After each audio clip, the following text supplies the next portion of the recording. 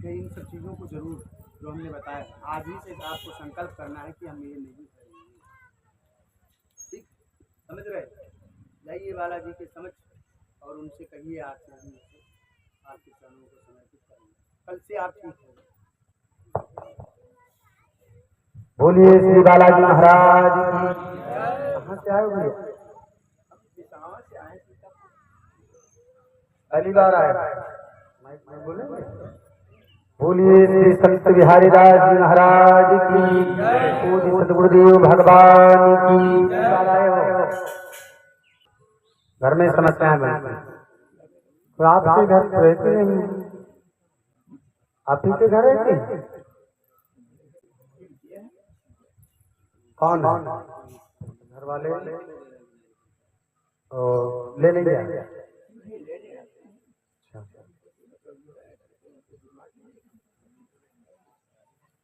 दिमाग ठीक तरह से काम नहीं करता।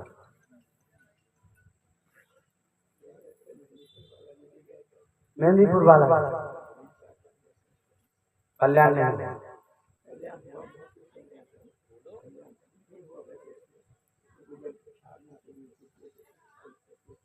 तो फिर जाना चाहिए।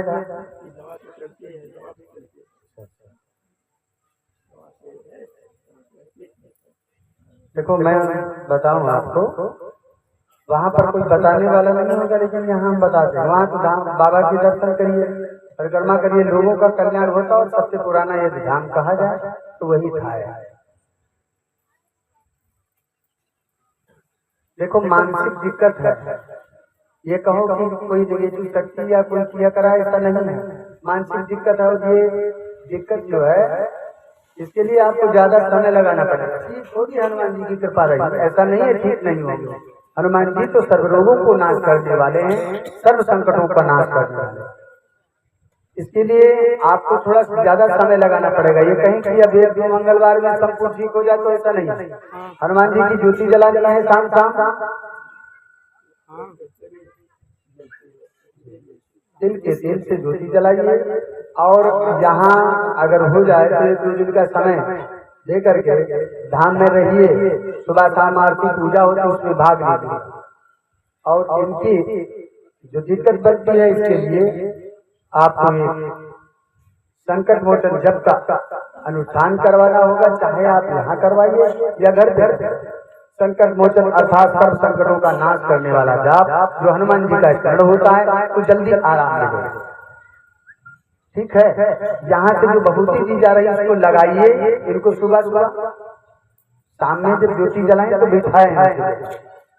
हनुमान जी की कृपा होगी, बहुत जल्दी कर जाएगा।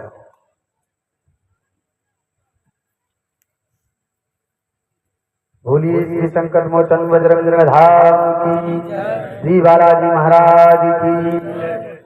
और इस लड़की के साथ साथ समस्त परिवार का भी कल्याण होगा। अब इसमें ये है, जो ये है इसमें आप लोग अपने घर घर तो ज्योति जलाई। इसलिए हमने कहा यार आपके पास नहीं रहती होगी, क्योंकि तो अपने घर रहना था। लेकिन अब कुछ समय के लिए यदि आपके पास रहती फिर अपने घर जाती है, तो एक समय जब तक ज्योति जला रहे हैं तो चाहे यहाँ रहें और या वहाँ जहाँ रहती वहां पर जला। तो जब तक रहते हैं तो ठीक है, यहीं पर जलाना है, जब जाएं तो वहां जाए। नहीं, तिल के तेल से ज्योति जलाइए, क्योंकि हनुमान जी को सबसे ज्यादा प्रिय चमेली के तेल की ज्योति है। लेकिन उसमें हम ज्योति नहीं जला सकते हैं, क्योंकि बहुत लंबा आ जाएगा। इसलिए हम तिल के तेल से ज्योति जलावें, ये हनुमान जी को बड़ा प्रिय है। ठीक है, तो तिल के तेल से ज्योति जलाइए और शाम प्रार्थना करिए, भगवान की कृपा होगी, बहुत जल्दी कल्याण होगा। शाम ज्योति जलाइए, हो जाए तो हनुमान चालीसा के एक बार पाठ करिए। संकट मोचन हनुमान जी की जाप का जो अनुष्ठान हमने बताया उसको यहाँ करवाइए, नहीं तो घर पे करवाइए। वो अलग का विषय है। ये जब करेंगे तो आपके लिए स्वयं आपके लिए, और जो भी आपके यहाँ का कोई आचार्य मिलता है वहाँ पर बताएगा आपको संपूर्ण विधान, उस तरह से करवाइए। जल्दी से भभूति वहाँ मिल जाएगी, रक्षा सूत्र भी मिल जाएंगे, वहाँ जाकर के रक्षा सूत्र इनको जरूर रखें, भभूति भी मिल जाएगी। हाँ वहाँ ठीक है। संकट मोचन बजरंग धाम में पहुँचे हो, बाबा कृपा करेंगे, रोइए ना, हनुमान जी की कृपा रही कल्याण होगा। जहाँ दवाइयाँ काम करना बंद कर देती, जहाँ दुनिया की सोच खत्म होती, वहाँ से मेरे हनुमान जी की शक्तियों का आरंभ होगा।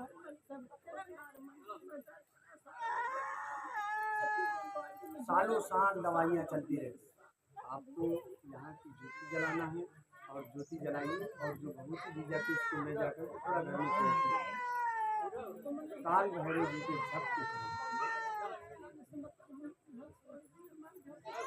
नहीं, घर क्यों छोड़ देंगे?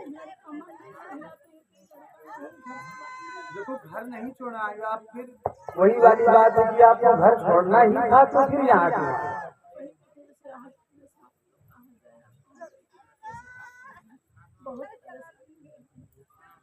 मैं कहता हूँ कि जो लोग कहते हैं, जैसे आप कहते हैं कि घर छोड़ दो, घर मत छोड़िए, जो विधान बताया जाए वो करिए।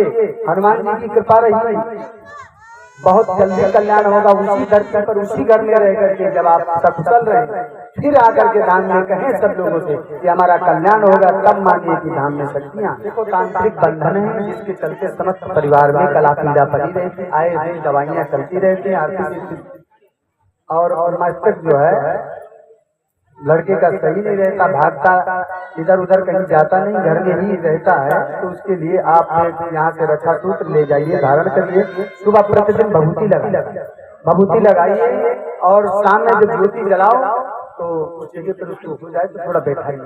हनुमान जी से प्रार्थना